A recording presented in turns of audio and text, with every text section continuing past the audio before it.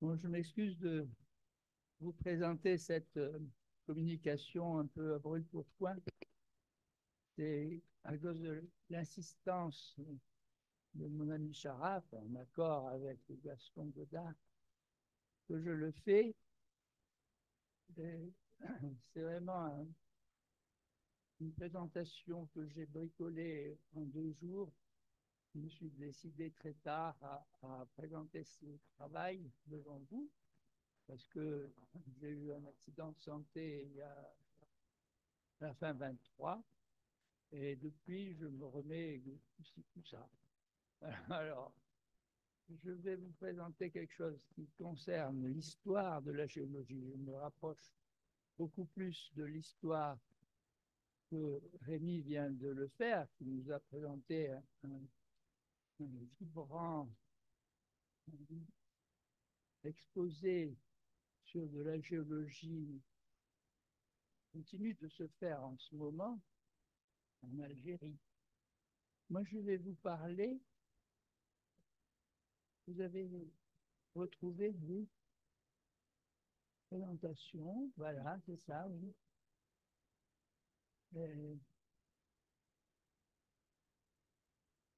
Je vais vous parler de l'histoire de l'apport des géologues français dans la géologie marocaine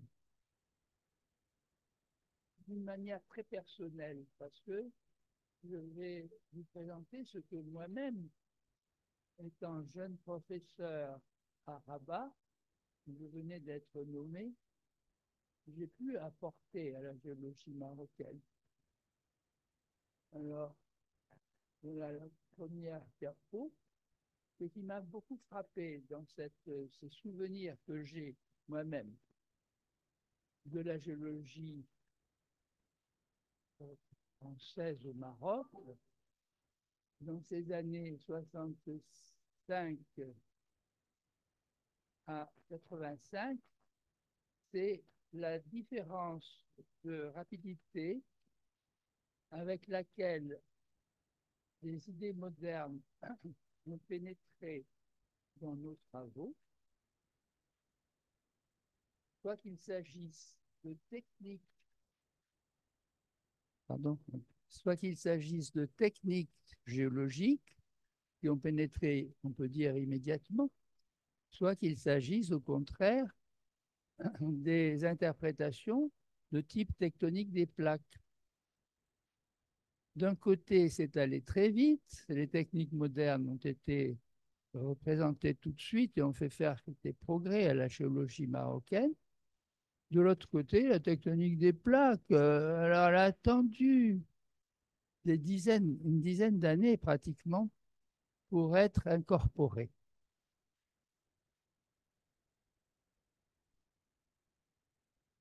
Alors, comment est-ce qu'on fait avancer cette chose, s'il vous plaît? Les flèches, oui. Normalement.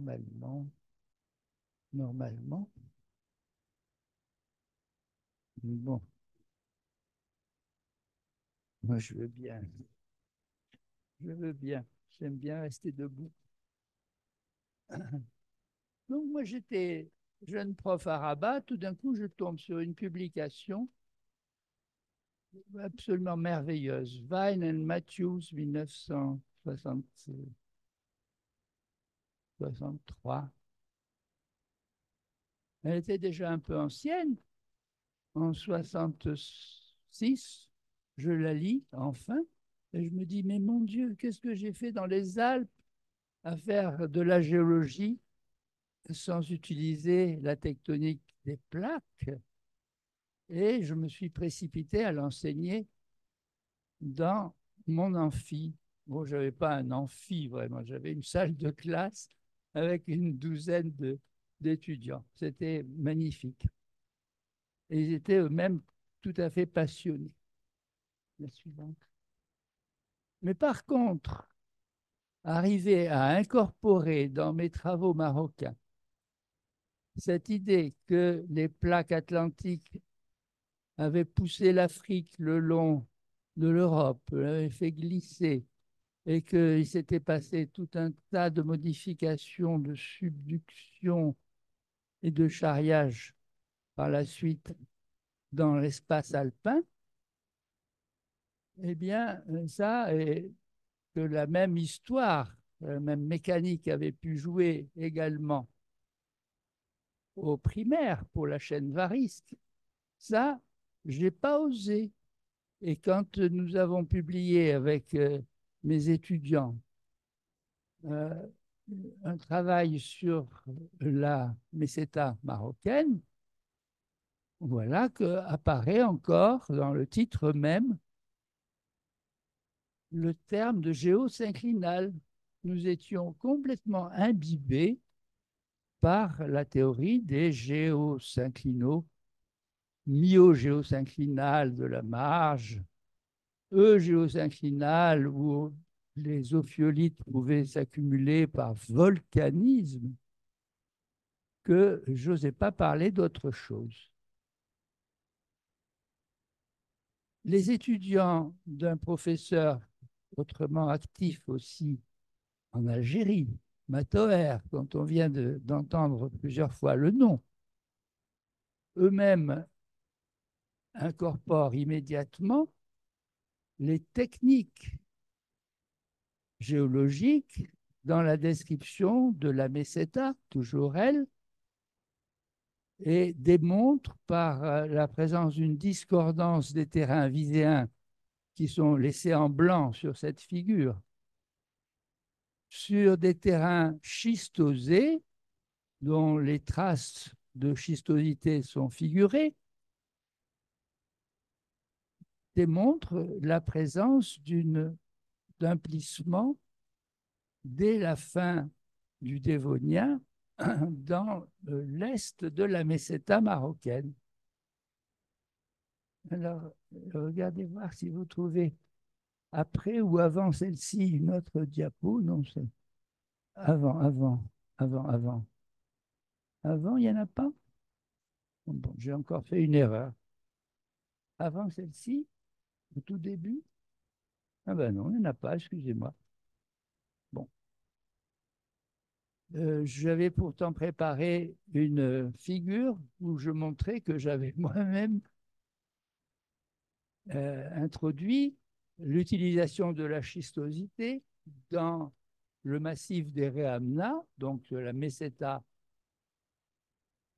occidentale, pour montrer que certaines masses de calcaire qui avaient été considérées par Gigou comme dévoniennes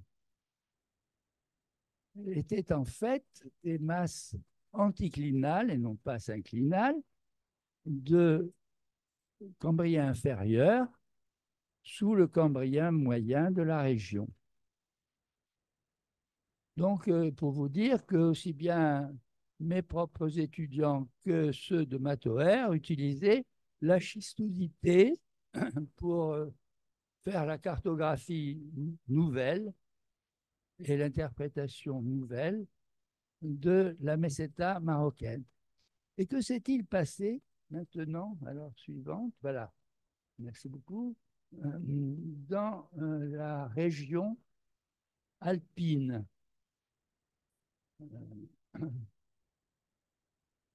Comme je le rappelais tout à l'heure, des géologues, des hydrogéologues en fait, ont démontré la présence de nappes dans le Rif oriental.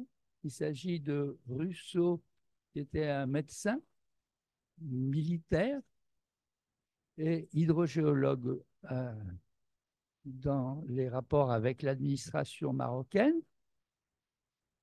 Et Madame Rousseau, c'est très rare, il faut quand même mentionner la présence d'une femme parmi les géologues ayant démontré dans le Rif oriental la présence de nappes de charriage postérieures au Miocène.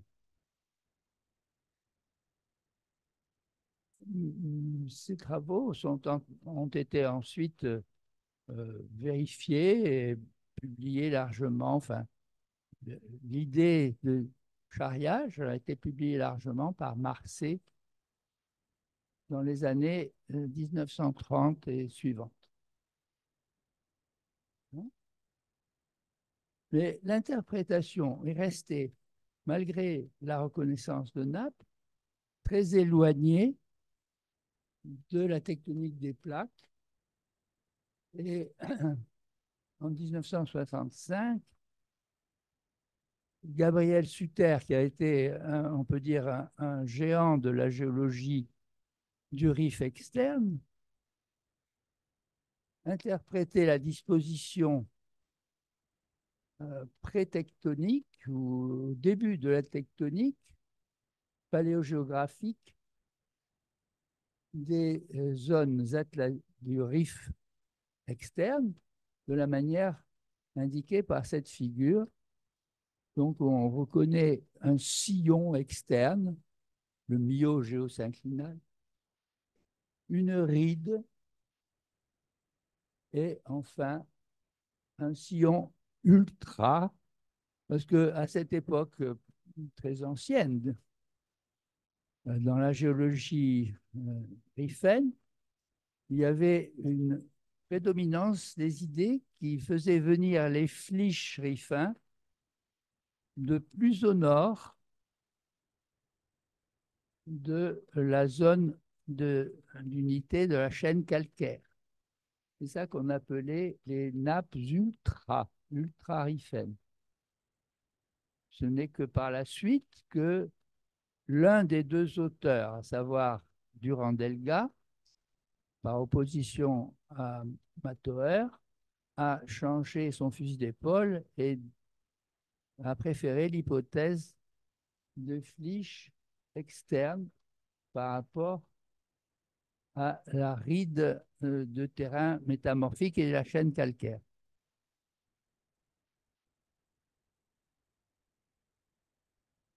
En 1980, Durand-Delga publie avec Fomboté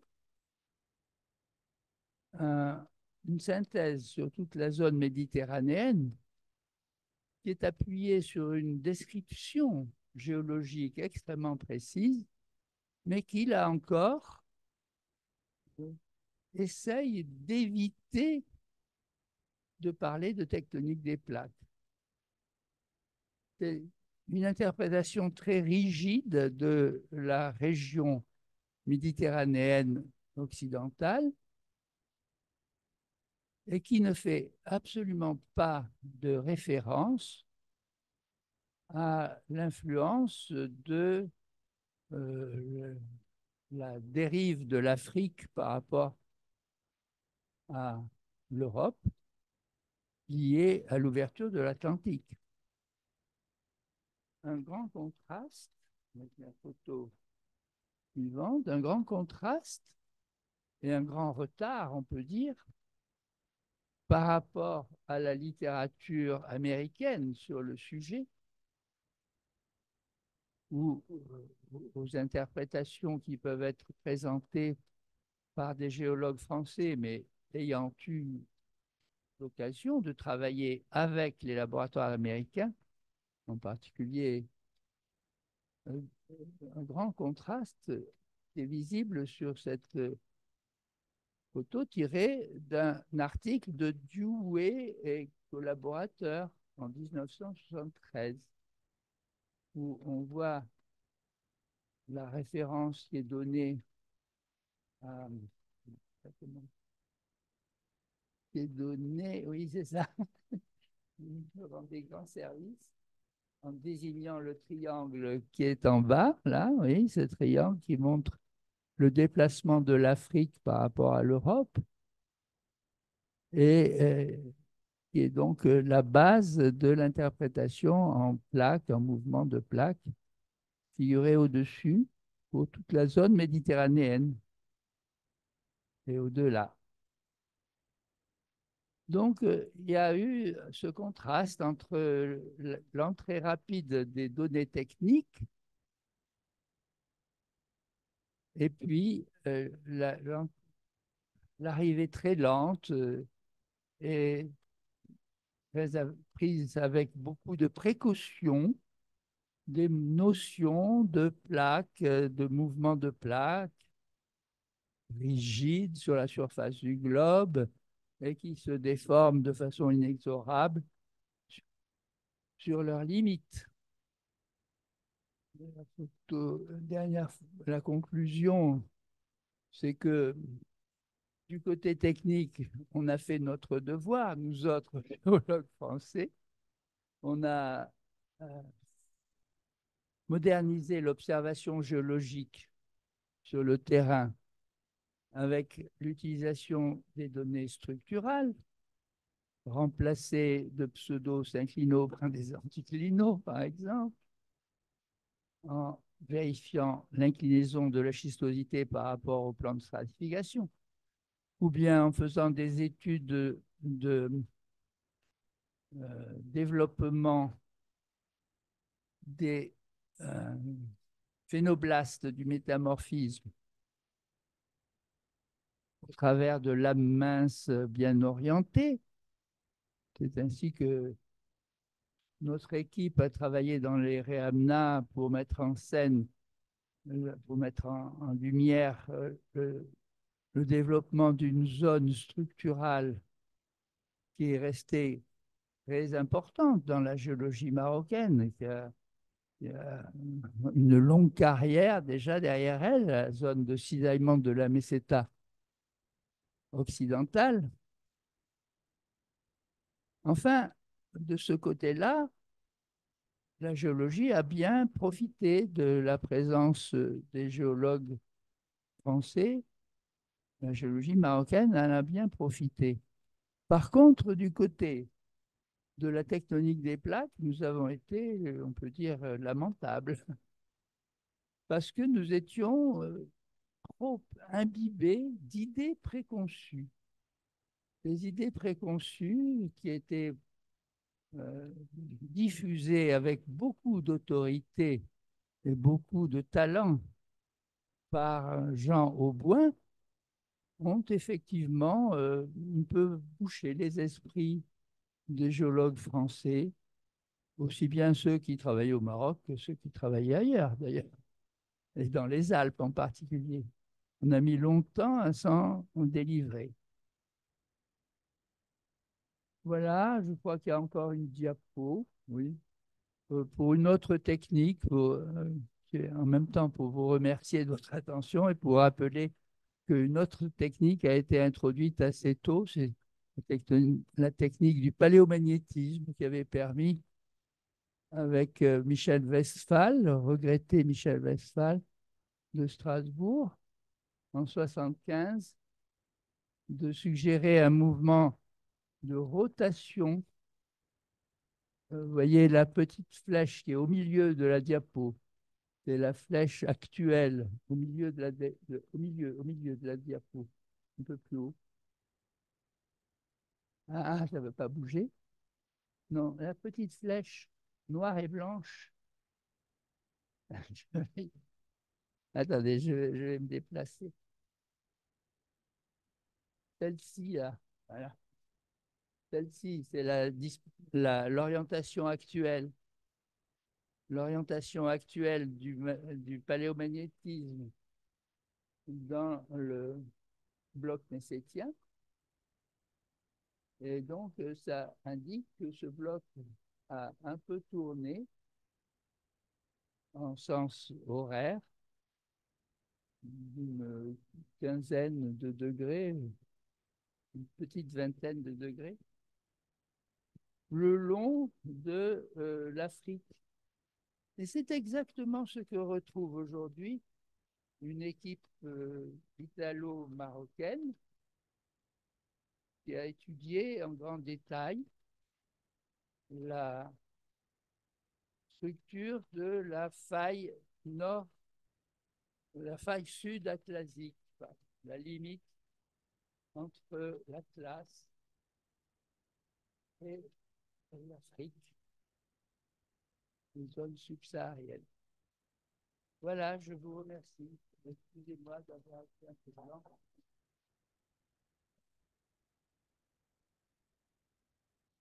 Bien. Des questions, des commentaires? Alors, ma question, c'est, dans ce cas-là, pour, euh, pour toi, l'émancipation, alors par rapport aux vieilles théories géosynclinales et géo-anticlinaux, c'est progressif ou il y a un déclencheur, il y a...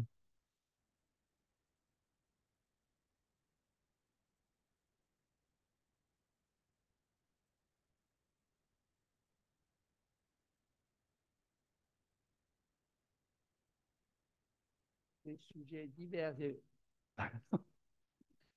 Il y a eu des publications sur des sujets aussi bien varisques que alpins, des publications d'origine américaine au sens large ou canado-américaine, qui ont fini par ébranler nos esprits.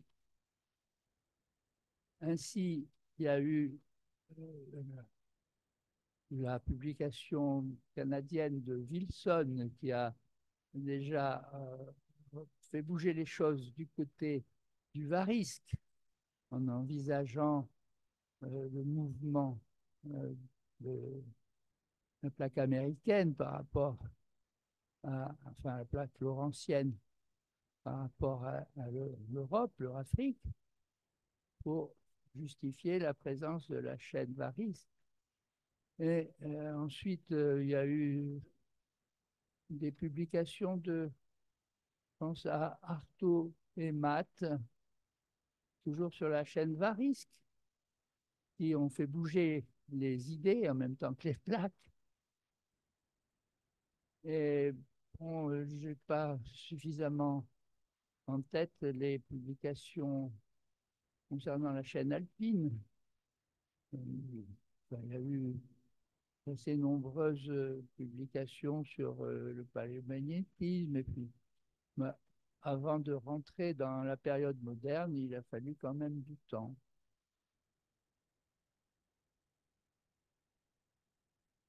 Néanmoins, Auboin, qui a écrit son livre sur les géosynclinaux, lui-même, à la fin, il a écarté ses propres.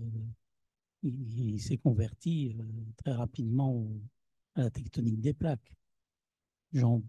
Ah oui, il y a eu une telle Ah, hystérésis dans l'esprit des autres géologues, alors. Mais oui. je pense à Lemoine, qui a été un grand géologue alpin.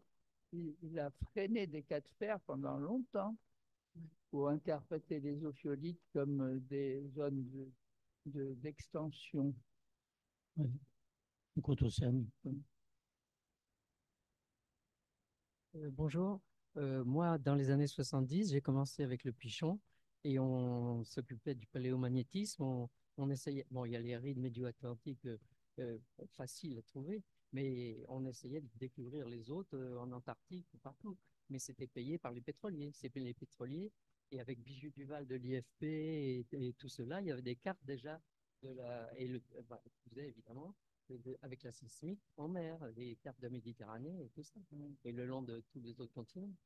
On a sillonné et on travaillait aussi en accord avec les documents américains. C'est vrai qu'on les a intégrés à nos études. Mais ça, c'est depuis les années 70. Mais c'est vrai qu'on avait beau inviter les universitaires à nos conférences, je sais pas, comme on était pétrolier, peut-être que ça ne pas trop. Ben, ce qui a révolutionné pour la chaîne alpine et la Méditerranée les conceptions, je pense, c'est la note de Lonergan et White, donc des Anglais. Alors, les Anglais et Américains marchaient à peu près du même pas. Et On donc, ils était allaient en beaucoup équipe plus avec eux. vite Hein. que nous. Si, on était en équipe avec eux, nous. Enfin, les pétroliers de France, on travaillait avec eux, Hein. toujours. C'est comme ça qu'on a avancé. Mhm. Juste faire une petite remarque en passant, en évoquant une personnalité pas du tout conflictuelle, mais il y a certain Claude Allègre a joué un grand rôle dans la diffusion de la technique des plaques en France, hein, au point de cette prétendue l'introducteur avec un grand I des concepts.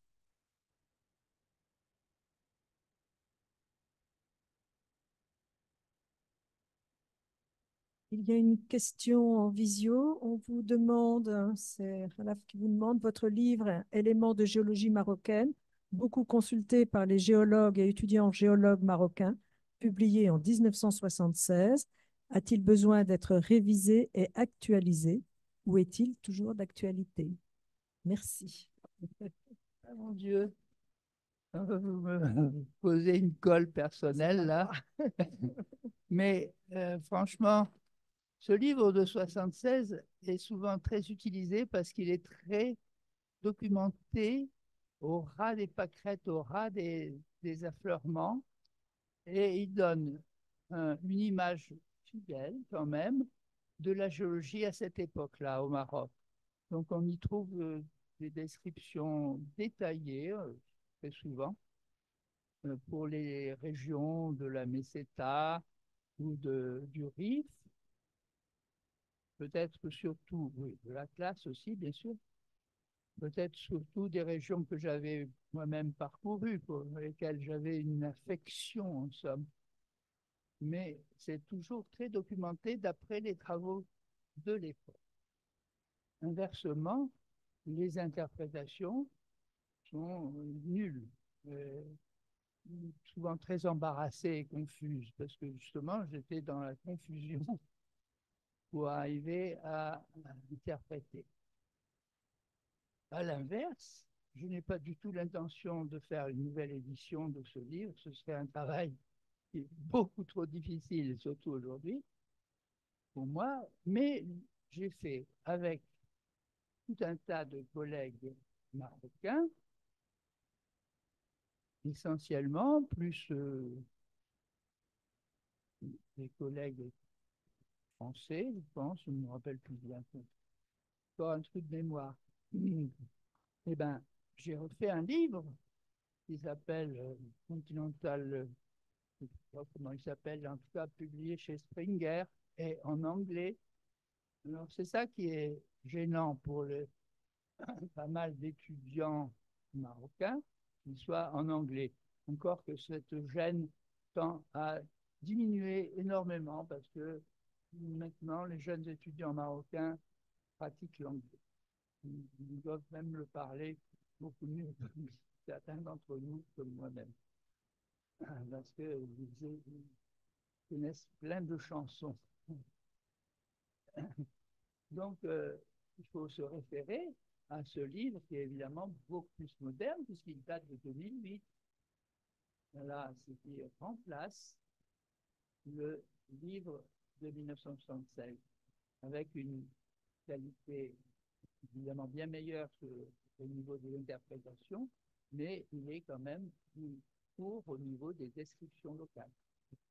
Donc, ils doivent garder l'ancien pour les descriptions locales et acheter le nouveau pour les interprétations. Voilà, voilà. D'ailleurs, le nouveau a été même copié, je ne devrais pas le dire, mais il se trouve à l'état de photocopie, en bien meilleur état que dans le livre originel vendu assez cher par Springer et qui a été mal traité, mal collé, si bien qu'au bout de quelques semaines d'usage, il se démantibule complètement. Merci Springer.